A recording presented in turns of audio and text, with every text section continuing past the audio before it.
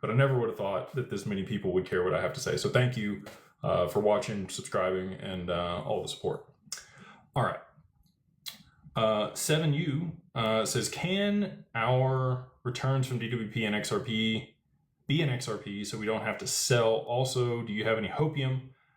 Thank you, and God bless you and your family. So I can talk about 2 products that we have at Digital Wealth Partners.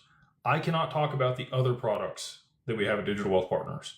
I can only talk about the returns on those 2 products. I cannot talk about the returns on the other products. It's not because I don't want to talk about them.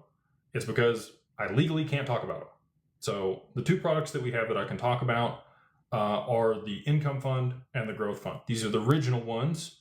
There may have been some other stuff later on, again, but those are the 2 I can talk about. So one of those produces income on a quarterly basis. We have paid dividends out of that fund to LPs. They get a cash return on a quarterly basis.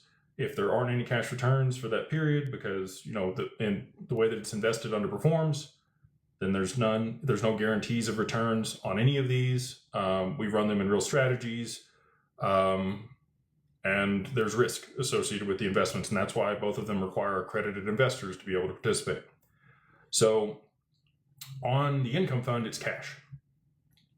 You could use that cash to buy more XRP, but to your point, you are going to have tax implications for that distribution that you're going to receive on a quarterly basis.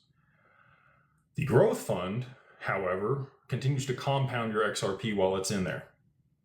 If you take XRP back out of the growth fund, the contribution, putting it in and taking out, are not taxable up to the amount that you put in.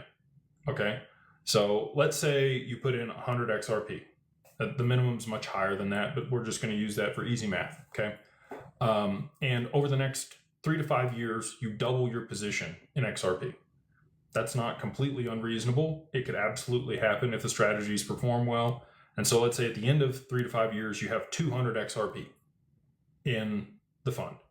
You could redeem the first 100 XRP with no tax implications and leave the other 100 in there to continue to compound. That's basically interest, right, that you've earned during that period. But as long as you're not redeeming that interest, it's not a taxable event. We want to work this out, over the next 3 to 5 years, probably sooner, ideally sooner, where we tokenize the funds. And if we're able to tokenize the funds, it would be an issued asset on the XRPL, and then you might be able to take that over to the borrow-lend protocol and get a loan against your position in the fund. You would be liquid, right? And then you can allow that to continue to compound and grow over time, without having any tax implications. We want to create all the solutions to be as tax efficient